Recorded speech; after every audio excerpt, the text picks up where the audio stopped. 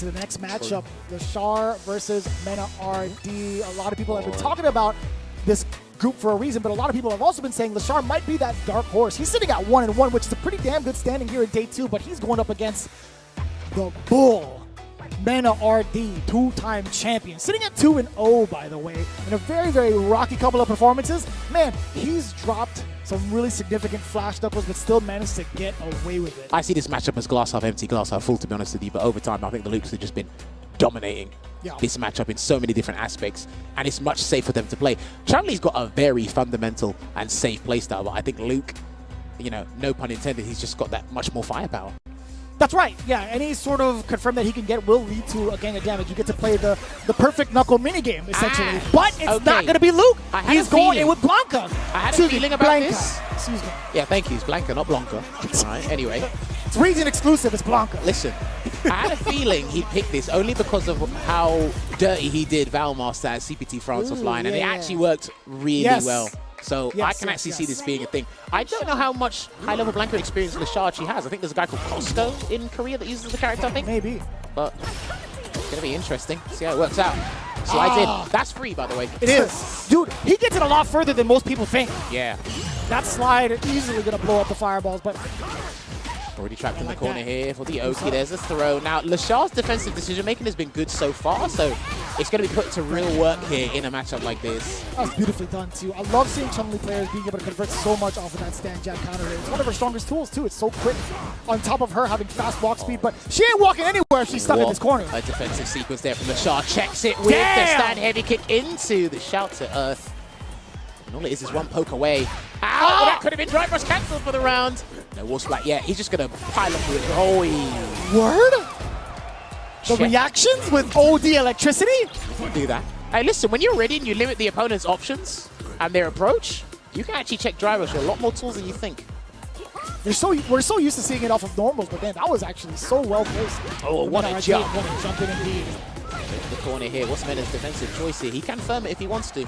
Will do. That looked like a throw that came out. Yeah, just because of the Serenity stance cancel. Oh, it's picking up the overhead now, but Menard blowing it up. OD up now. Got to get a perfect parry there on the roundhouse there. Yeah, it's going to get a conversion. He could have got a lightning legs conversion there, Leshar, but just playing it safe at the moment. Perfect parry, chased him down. Move on in. Oh, this is huge. Is he going to go for the round? Is he going to go for gusto? No, playing it safe. Oh, he could be a little bit greedy, but I do like the idea of still being able to keep your bar, but you have to close it out at this point. He might regret this, but he didn't. Okay. A little bit of sweat, but Leshar being able to maintain his composure and also keep a level 3 for the next match is actually so beneficial for him. But it doesn't matter when the beast I don't even know if he wants to deal with this now. He does have Tensho kicks available, and he does it. OD Tensho, the risk being taken. Big damage. He's going to take it. He's going to put him out. Yes, and he kept the combo nice and short to make sure Men will be putting Ben out. And he's still a level 2, which means nothing is going to happen to his super gaze. So I think this is the free stun. And he knows it as well. He knows it's a free stun. That's why he's trying to run away from it. My God, Leshar!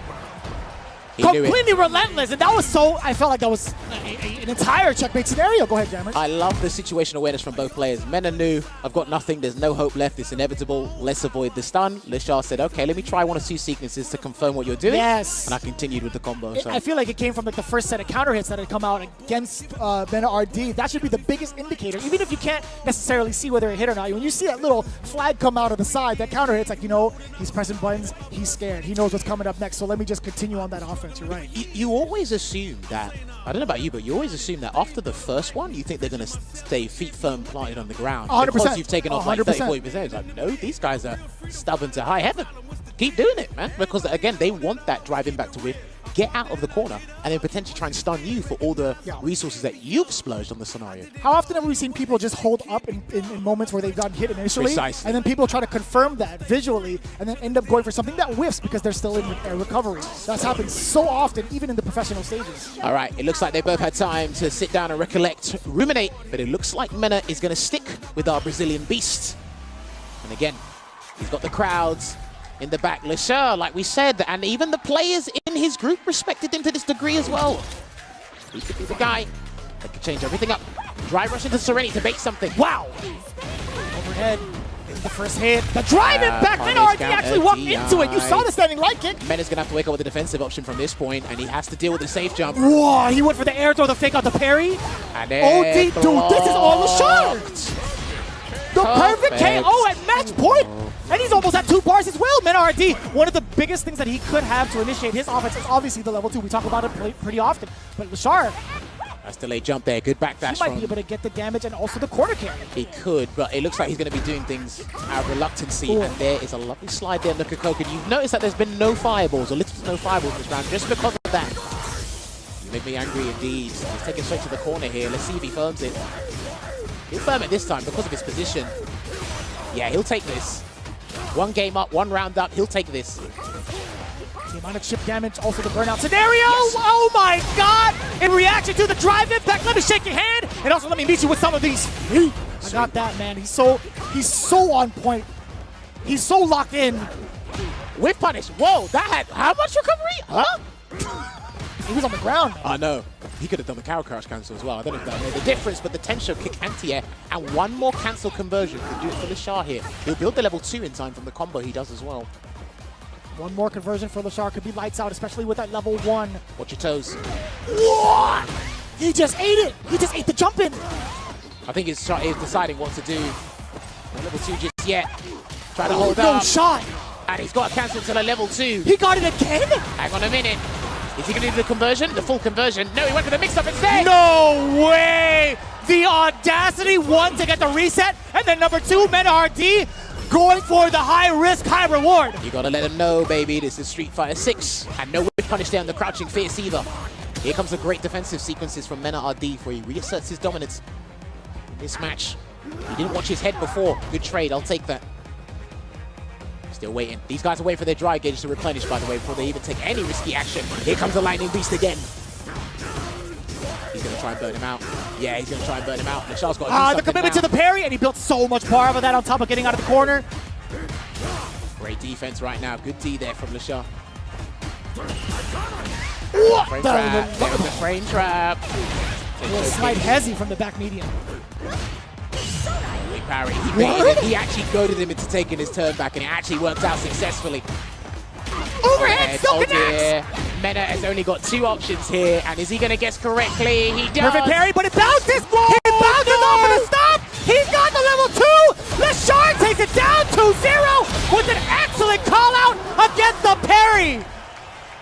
He tried to do a roundhouse, maybe to blow up a delayed throw tech there from Leshar, but there's other mind games at play, and luckily he avoided the roundhouse entirely. Wow. Despite how many active frames are now good his hitbox is, it didn't quite work out where it needed to. So, I'm very surprised initially off of the stop. We know what happens if that stop gets parried, even if she's still air, but she will bounce up. I'm very surprised the roundhouse didn't have a high enough hitbox to clip her.